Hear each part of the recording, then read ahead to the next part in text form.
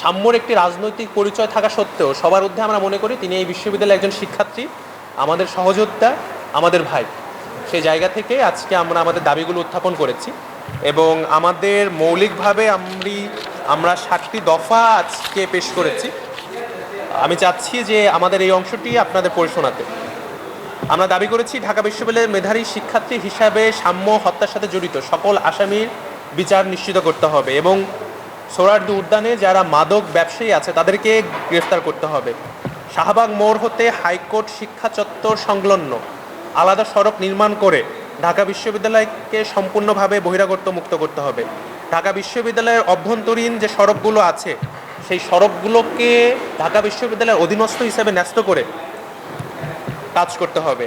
আমাদের তৃতীয় দফা দাবি হচ্ছে বিশ্ববিদ্যালয়ের আশেপাশে বিশেষত সোহরাওয়ার্দী উদ্যান সংলগ্ন যে গেট আছে এটিকে উঁচু প্রাচীর করে সম্পূর্ণ বিশ্ববিদ্যালয় থেকে আলাদা করতে হবে।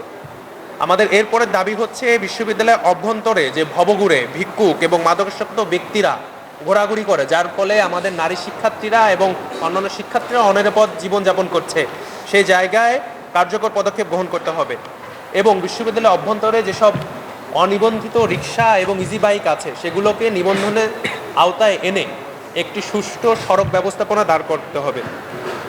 ঢাকা বিশ্ববিদ্যালয়ের নারী শিক্ষার্থীদের নিরাপত্তা নিশ্চিত, বিশেষত নারী হলগুলোর সামনে সিসিটিভি ক্যামেরা স্থাপন এবং নিরাপত্তা আরও জোরদার করতে হবে।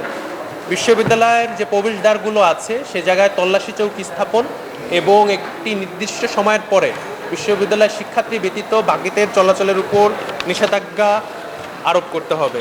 সর্বোপরি বাংলাদেশ ছাত্রপক্ষ এই দাবি করছে যে ঢাকা বিশ্ববিদ্যালয়ের শিক্ষার্থীদের নিরাপদ আবাসস্থল এবং শিক্ষার পরিবেশ নিশ্চিতে ঢাকা বিশ্ববিদ্যালয়ের প্রশাসন এবং সরকারকে এবং অন্যান্য যেসব ছাত্র সংগঠনগুলো আছেন এবং অংশীদাররা আছেন সকলে সম্মিলিতভাবে কাজ করে আমরা চাই যে ঢাকা বিশ্ববিদ্যালয় তার পুরনো গৌরব ফিরে পাক।